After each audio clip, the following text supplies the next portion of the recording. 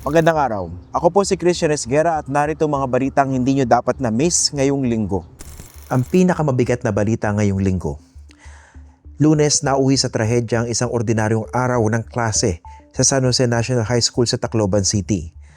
Pasado alas 9 ng umaga, dalawang menor de edad 14 at 15, ang pumasok sa dalawang classroom at walang habas na nagpaputok ng baril sa mga kapwa estudyante nila.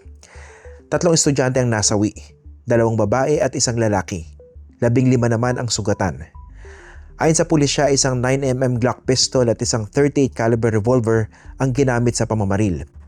Lumabas sa investigasyon na ang Glock ay nakarehistro sa tiyahin na pulis ng 14 na taong gulang na si Nash. Ang .38 caliber pistol naman na hawak ng 15 anyos na si Rod ay nakarehistro sa isang security agency sa Cebu. Mahigit 40 basyon ng bala ang narecover sa crime scene. Ayon sa Philippine National Police, mukhang ang 14 anyos na bata ang may pinakamaraming pinaputok. Nakapagpalit pa umuna ito ng magazine habang isinasagawa ang pamamaril. Si Rod ay naaresto sa loob mismo ng paaralan habang si Nash naman ay nadakip sa isang residential area malapit sa campus. Ayon po dun sa mga namaril, biktima raw po sila ng pambubuli. Pero kung iisipin nyo, hindi naman lahat ng mga nabully di umano ay nagre-resort sa ganitong klaseng krimen. Kaya kailangan po ng mas malalim at mas komprehensibong investigasyon at tugon dito po sa nangyari. Dahil sa insidente, may panawagan ngayon na rebisahin ang Republic Act No. 9344 o ang Juvenile Justice and Welfare Act of 2006. Madalas kasi itong pagbintangan na walang pangil lalo kung maniniwala kayo sa mga tulad ni na Senator Robin Padilla. Ayon sa batas, walang criminal liability ang mga menor de edad, pero sa edad na 15 hanggang bago maging 18, maaaring makasuhan kung mapapatunayan ang nagkasala ay umakto na may discernment.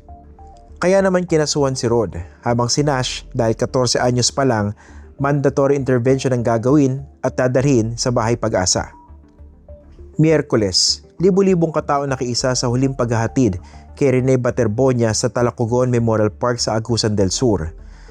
Si Baterbonia ang rookie ng Ateneo Blue Eagles na nasawi kasama si Divine Adili sa team building tragedy sa Aurora noong June 8. Inilibing si Baterbonia sa kanyang bayan matapos ang ilang araw na pagluluksa. Bago ang libing, nagpasalamat ang kanyang inang si Robilyn Baterbonia sa lahat na nakiramay at tumulong sa kanilang pamilya. Isa sa mga pinaka-nakakaantig na eksena ay nang ilagay ng kanyang ina sa loob ng kabaong ang jersey ng Ateneo Blue Eagles na may mga pirma at mensahe ng mga coaches, staff at teammates na Rene. Tanan member ani nagikan sa coaching staff, mga member. Tanan na kayo makatoga minta sila mo toga kala ko tinod.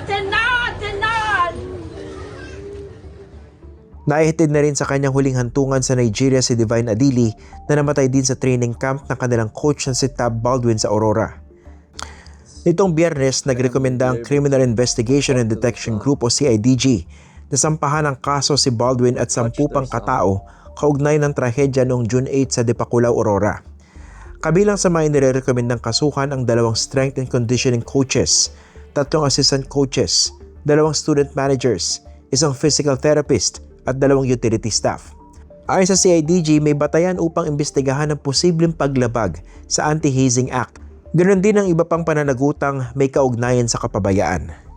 Ayon kay DILG Secretary John Vic Remulla, natuklasan ng mga investigador na isinailalim umano ang mga manlalaro sa matitinding physical exercises, punishment drills at training sa dagat kahit may mga mapanganib na kondisyon dito bago nalunod sina Baterbonia at Adili. Nakausap natin exclusively si Secretary Remulla at ipinaliwanag niya ang findings ng CIDG. Ayon sa kanya, nagkaroon ng forced calisthenics at exposure to weather. Alam din daw ni Coach Baldwin na may mga hindi marunong lumangoy na mga players pero itinuloy pa rin niya ang exercises sa dagat. Alam ni Tab Baldwin ng low tide at muka, kasi isa lang table yan, alam niya rin yung high tide. Nung dinala niya yung mga bata sa Pampang at perpendicular sila sa shore, nag-umpisa sila sa si Divine Adili na sa pinakaharap, nasa tuhod niya lang ang tubig. Pero at exactly 2:27, nag-umpisa ang high tide. At exactly 2:27, 2:30 sila na luminya. Within 6 minutes, ang unang hampas ng malakas na alon, si Divine ay waist deep na. Yung exposure to weather, doing these calisthenics led to the deaths. Kaya para sa amin, sa investigation namin, it clearly shows na they were subject to physical and emotional torture, the emotional stress. Nakasama rin sa elements of anti-hazing law. Alam na ni Coach Tab na hindi siya marunong lumangoy, ngunit sabi niya, you don't know how to swim? This is what you do on a riptide. Binigyan niya na instructions. So, full knowledge siya na hindi marunong maglangoy yung mga players. Pero binigyan niya pa rin ng instructions what to do in a riptide.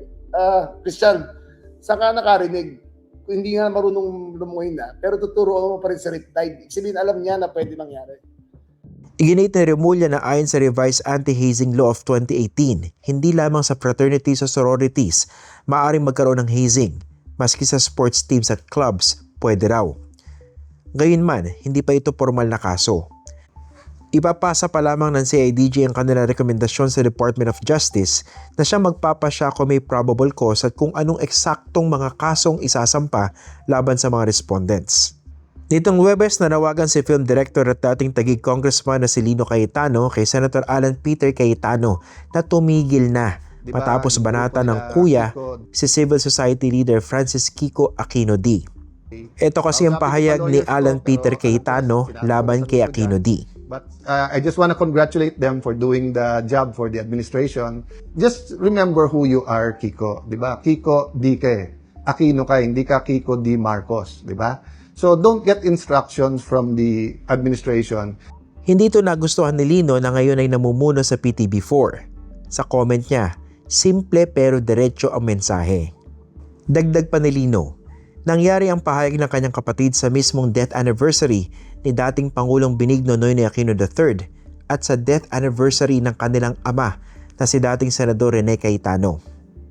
Ayon kay Lino, perhaps this is a good day for prayer, reflection, and quiet remembrance for honoring those we have all lost and recommitting ourselves to serving the Filipino people through our actions. Maging Malacanang ay pinatulan ng senador matapos itong akusahan ng administrasyon na nakatuon lamang umano sa impeachment ni Vice President Sara Duterte. Tinanong niyo po ba sa kanya kung ano yung sinasabi niyang gusto ng Malacanang? At may pahabol pa siyang banat. Total, mahilig naman po siya mag-SOCMED. Busy siya sa Facebook. Siguro makikita naman po niya yung mga updates kung ano nangyayari. At tantanungin kung saan daw nanggagaling ang mga pahayag ni Senator Alan Peter Cayetano, ito ang naging sagot ni Yusek Claire Castro. Siguro sa susunod po, tanungin niyo. Kaya lang puro Facebook yata po siya, no? So hindi siya matatanong. Isang mahalagang yugto ang natapos ngayong linggo sa impeachment case laban kay Vice President Sara Duterte. Matapos sa 5 araw ng pre-trial conference mula June 18 hanggang June 25, opisyal lang natapos ng Senate Impeachment Court ang paghahanda para sa mismong paglilitis na nakatakdang magsimula sa July 6. Sa pre-trial, minarkahan ng House Prosecution at ng Defense Panel ang libu-libong dokumentong ihaharap bilang ebidensya. Tinukoy ang mga testigo at inayos ang mga isyong kailangang pagdesisyonan bago magsimula ang trial proper. Isa sa pinakamainit na usapin ay ang sealed box mula sa Bureau of Internal Revenue na umunay naglalaman ng tax records ni Vice President Sara Duterte. Hiniling ng House Prosecution na buksan ang kahon upang ma-pre-mark ang mga dokumento. Pero mariing tumutol ang depensa ayon kay House Lead Prosecutor at Batangas Congresswoman Jinky Luistro. Dahil dito, hindi na binuksan ang kahon at mismong sealed box na lamang ang minarkahan bilang exhibit na tinutulan pa rin ng depensa. Para naman kay House Prosecutor Joel Chua, kung malinis ang konsensya, bakit ayaw buksan ang ebidensya? Sa pagtatapos ng pre-trial, handa na ang Senado para sa susunod at pinakamahalagang yugto ng proseso, ang aktwal na paglilitis, kung saan ihaharap na ng magkabilang panig ang kanilang mga ebidensya at mga testigo sa harap ng mga senator judges simula sa July 6. Samantala, may matinding paalala ang International Criminal Court o ICC sa kampo ni dating Pangulong Rodrigo Duterte. Sa pagdinig nitong linggo, sinabi ni Presiding Judge Joanna Corner na ang mga argumento na magkabilang panig ay dapat iharap sa korte at hindi sa media. The appropriate forum for counsel to raise matters is in the courtroom. Trials are not conducted by the court of public opinion, but by this court. Makuda sa media ang dating lead counsel ni Duterte na si Nicholas Kaufman na ilang beses nang nagbigay ng mga pahayag sa media tungkol sa kaso kahit dati na siyang pinaalalahanan ng ICC. Ayon kay Corner, Regrettably, that reminder had no effect. nagbabala rin ng hukom sa paglaganap ng fake news tungkol sa kaso. Aniya malaking interes ng publiko sa Pilipinas kaya mahalagang tama ang mga naiuulat at iwasan ang mga haka-haka. Ayon naman patalo ni Kaufman na mistulang napahiya. Sa isang pahayag, sinabi niyang wala raw siyang nilabag na ethical rules ng ICC at na naging puna ng hukom ay usapin lamang ng judicial sensitivity at hindi umano ng misconduct. Samantala, nagpapatuloy ang paghahanda ng ICC para sa paglilitis ni dating Pangulong Rodrigo Duterte para sa kasong Crimes Against Humanity. Mula sa classroom sa Tacloban hanggang sa courtroom sa The Hague, isa po ang paalala ng linggong ito. Meron po mga institusyon na itinatag para malaman po kung ano ang totoo. At hindi po ito pwedeng mapalitan ng chismis, ingay sa social media, press conference o pataasan ng boses. Ebidensya at accountability pa rin po ang dapat manaig at ang hustisya hindi po dapat nakabatay sa kung sino mas maingay o makapangyarihan. Ako po si Christian Esguera, laging tandaan, facts first.